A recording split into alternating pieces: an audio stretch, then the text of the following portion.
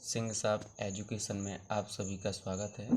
हम पिछले वीडियो में देख चुके हैं, प्रश्न क्रमांक 1 हल कर चुके हैं। कक्षा 10 प्रश्न क्रमांक कौन सी पे? कक्षा 10 का प्रश्नावली कौन सी? 1.1 कक्षा आपकी 10 का प्रश्नावली 1.1 और इसका नाम क्या है? वास्तविक संख्याएं। क्या नाम है अध्याय का? वास्तविक संख्याएं। आज हम प्रश्न नंबर 2 देखेंगे। इसमें लिखा है कि दर्शाइए कि कोई भी धनात्मक विषम पूर्णांक 6q प्लस के 1 या 6q प्लस के 3 या 6q प्लस के 5 के रूप का होता है, जहां q कोई पूर्णांक है। तो इसके लिए सबसे पहले हम यूक्लिड विभाजन जो प्रमेयिका है उसको देख लेते हैं।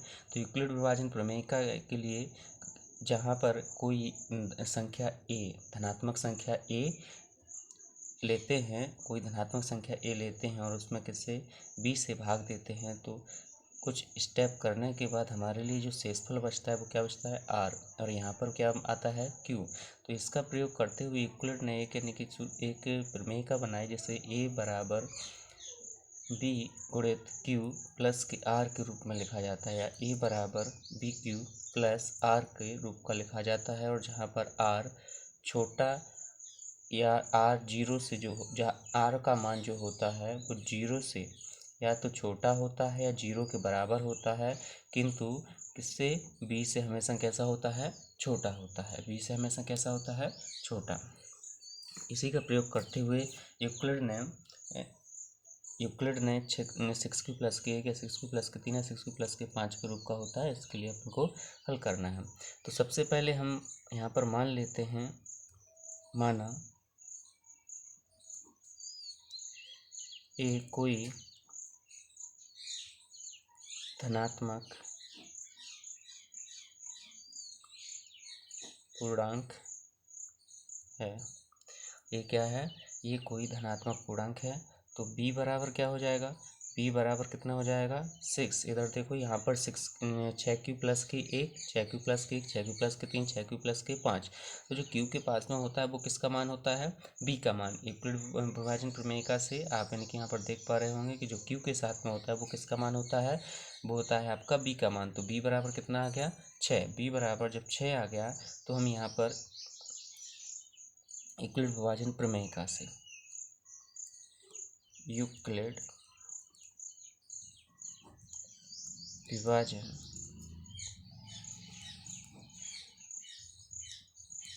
प्रमेयिका यूक्लिड विभाजन प्रमेयिका से क्या हो जाएगा आपका? यूक्लिड विभाजन प्रमेयिका क्या होती है? a बराबर b का मान कितना है? 6 और q के स्थान पर तो क्या आ जाएगा? q और प्लस r के स्थान पर क्या आ जाएगा?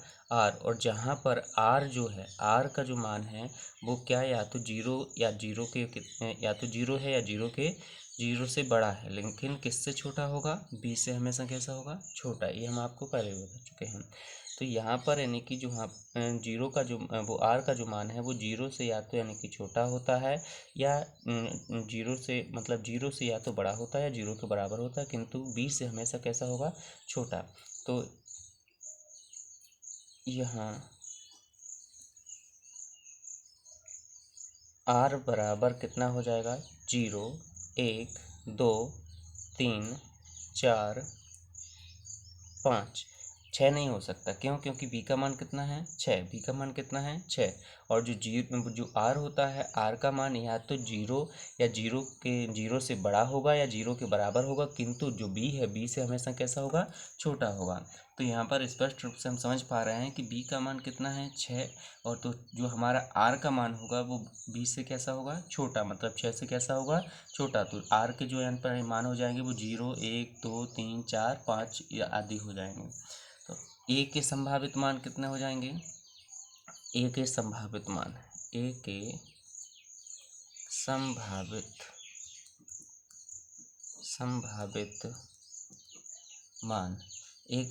मान क्या क्या हो जाएंगे? a बराबर एक बार 0 रखेंगे r की जगह, फिर 1 रखेंगे, फिर 2 रखेंगे, फिर 3, फिर 4, फिर 5। तो 6q प्लस आर की जगह पहले 0 रखेंगे तो ए का मान हो गया 6q प्लस के 0। फिर दूसरा यानी कि क्या हो जाएगा, अगर आर की जगह हमने कितना रखा 1 तो 6q प्लस के कितना हो जाएगा आर की जगह 1। तीसरा क्या हो जाएगा 6q प्लस आर की जगह हम क्या रखेंगे 2, ठीक। फिर क्या रख देंगे 6q प्लस आर की जगह हम 3 रखेंगे। दूसरा हो जाएगा 6q प्लस आर की जगह कितना रखेंगे 4 और 6q प्लस के 5। ये हो गए आपके आर ए के संभावित मान। ये तो ए के संभावित मान है, लेकिन हमारा जो प्रश्न है, हमारा प्रश्न क्या बोल रहा है कि कोई भी धनात्मक विषम पूर्णांक, कोई भी धनात्मक विषम पूर्णांक। तो यहाँ पर देखो हम देख पा रहे हैं इसको, यानी कि फेयर कॉपी में नहीं लिखना है, सिर्फ समझना है आपको कि ए बराबर अगर 6q प्लस के 0 लेते हैं तो ये बराबर आ जाएगा 6q, और ए बराबर 6 में से कितना कॉमन, 6 कॉमन, 2 कॉमन ले सकते हैं 6 में से, तो यहाँ पर बचेगा 3q।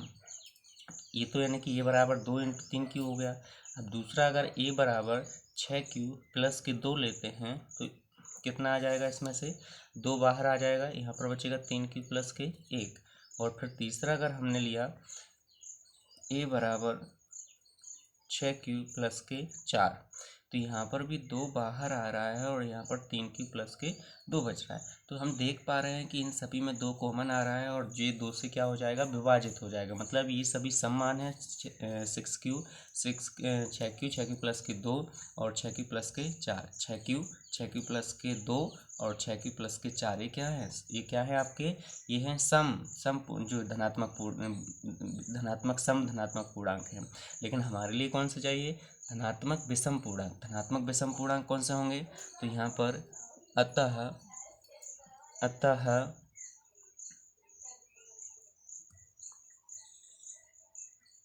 कोई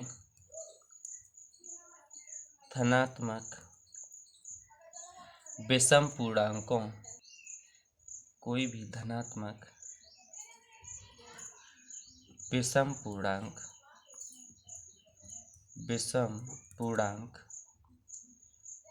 6q प्लस के 1 या 6q प्लस के 3 या 6q प्लस के 5 के रूप का होता है। तो यहाँ पर हमने देखा कि प्रश्न हमारा क्या था, एक बार फिर से समझ लेते हैं। दर्शाइए कि कोई भी धनात्मक विषम पूर्णांक 6q प्लस के 1 या 6q प्लस के 3 या 6q प्लस के 5 के रूप का होता है जहाँ q कोई पूर्णांक है। तो हमने माना ये कोई धनात्मक यहाँ पर लिख लेना, ये कोई धनात्मक विषम पूर्णांक। कौन सा पूर्णांक, धनात्मक पूर्णांक भी लिख लेना, कोई दिक्कत नहीं, धनात्मक पूर्णांक है, विषम पूर्णांक है। और b बराबर 6q कहाँ से आया, हमने यहाँ पर bq प्लस के r जो यानी कि प्रमेयिका है उससे लिया है। तो ये बराबर bq प्लस के r होता है, जो q के पास में जो लिखा होता है वो किसका मान होता है, b का। तो हमारा b बराबर कितना आ गया 6। अब यूक्लिड विभाजन प्रमेयिका से, यूक्लिड विभाजन प्रमेयिका क्या होती है, a बराबर 6q प्लस के r, और जहाँ पर r का जो मान होता है वो या तो 0 होता है या 0 से यानी कि बड़ा होता है, किंतु b से कैसा होता है, छोटा होता है। अब यहाँ पर r बराबर कितना आ सकता है, 0 1 2 3 4 5। क्यों आया 5 तक ही क्यों आया, क्योंकि देखो हमारा जो b का मान है वो कितना है 6 है, b का मान कितना है 6, तो हमेशा b से तो छोटा ही आएगा, और b से छोटा आएगा तो 6 नहीं आ सकता, 5 आ सकता है। अब यहाँ पर a के संभावित मान क्या क्या हो जाएंगे, हम इस प्रमेयिका में ये जो r के मान हैं वो एक एक करके रखते गए हैं। तो यहाँ पर यानी कि 6q प्लस r की जगह पहले हमने 0 रखा है, फिर दूसरे में 6q प्लस r की जगह 1 रख दिया है, फिर 6q प्लस के 2 रख दिया, फिर 6q प्लस के 3, फिर 6q प्लस के 4 और बाद में 6q प्लस के 5। ये हमारे यानी कि ये हो गए संभावित 6 मान। लेकिन हमारे लिए प्रश्न में क्या बोला गया है कि कोई भी धनात्मक विषम पूर्णांक, तो विषम पूर्णांक इसमें देखो 6q प्लस के 2, 6q प्लस के 4, ये कैसे पूर्णांक हैं, सम पूर्णांक। ये कैसे पूर्णांक हैं, सम, क्योंकि इन सभी में क्या आ रहा है, 2 कॉमन निकल कर आ रहा है, जो 2 से क्या हो जाएगा, विभाज्य हो जाएगा। तो हम नीचे लिख सकते हैं, अतः कोई भी धनात्मक विषम पूर्णांक 6q प्लस के 1 या 6q प्लस के 3 या 6q प्लस के 5 के रूप का होता है। तो आइए अब ये वाला सवाल यानी कि आपको समझ में आ गया होगा। तो दूसरा अगला सवाल यानी कि अब देखते हैं। अगला सवाल तीसरा जो है हमारा कक्षा 10 तीसरा सवाल है, ये प्रश्नावली 1.1 का। किसी परेड में 616 सदस्यों वाली एक सेना की टुकड़ी को 32 सदस्यों वाले एक आर्मी बैंड के पीछे मार्च करना है। दोनों समूहों को समान संख्या वाले स्तंभों में मार्च करना है। उन स्तंभों की अधिकतम संख्या क्या है जिससे वे मार्च कर सकते हैं। तो कोई यानी कि आर्मी बैंड है और उसके पीछे आर्मी बैंड आगे आगे जाएगा और जो यानी कि 616 सदस्यों वाली एक जो सेना की टुकड़ी है उसको उसके पीछे चल रहा है, लेकिन यानी कि एक जो स्तंभ यानी कि स्तंभ का मतलब है लाइनों में समान संख्या वाले स्तंभों में मार्च करना है उसको। तो इसके लिए हम क्या करेंगे, दो संख्याएं हमारे लिए दी हैं 616 और 32। कौन कौन सी संख्याएं दी हैं, 616 और 32। तो हम यहाँ पर 616 और 32 का जो भी HCF होगा, 616 और 32 का जो भी HCF होगा वो हमारा क्या होगा, उन स्तंभों की अधिकतम संख्या होगी। यहाँ पर देखिए बोला गया है उन स्तंभों की अधिकतम संख्या क्या है। जब अधिकतम आ जाता है तो इसका मतलब होता है कि इसमें हमें क्या HCF निकालना है। क्या निकालना है, HCF निकालना है। तो चलिए HCF हमने निकालना है यानी कि सीखा है यूक्लिड विभाजन प्रमेयिका से, यूक्लिड विभाजन एल्गोरिथम से, सॉरी। तो वैसी से हम क्या करेंगे, इस सवाल को हल करते हैं। हल तो पहले हम लिख देंगे स्तंभों की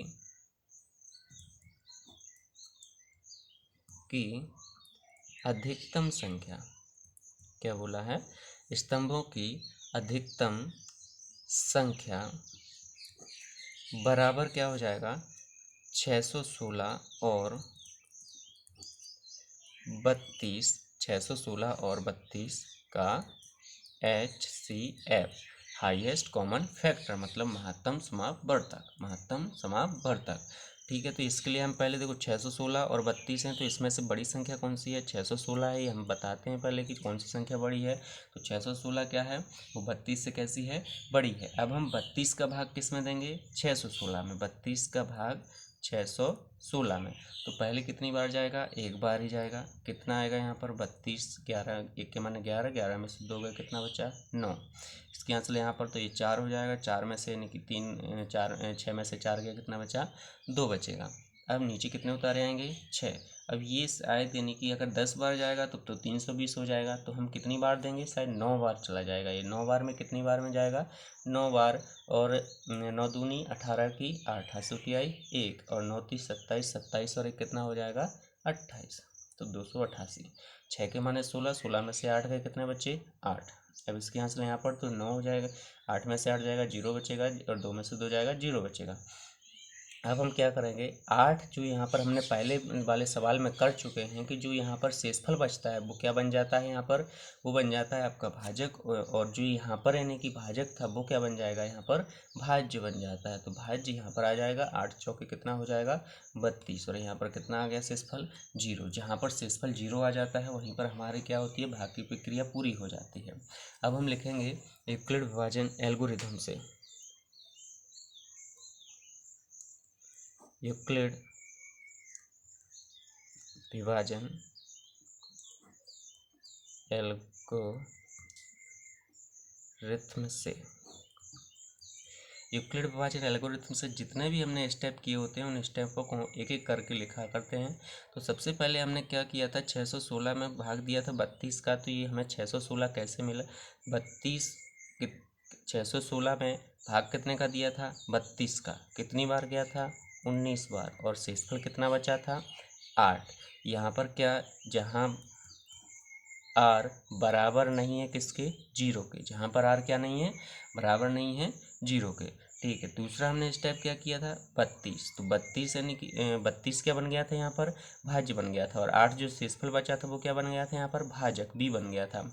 तो यहाँ पर जब यानी कि 32 में कितने का भाग दिया था, 8 का, कितनी बार गया था, 4 बार, और शेषफल क्या था, 0। तो जहाँ लिख देंगे, जहाँ आर बराबर है किसके, 0 के, जहाँ आर बराबर क्या है, 0। अब इतना यानी कि लिखने पर जो हमारा जहाँ पर 0 आ जाता है, जिस स्टेप में 0 आता है उस स्टेप में किसका भाग दिया गया है वो क्या कहलाता है, उन दोनों संख्याओं का HCF कहलाता है। तो हम नीचे लिख देंगे, अतः स्तंभों की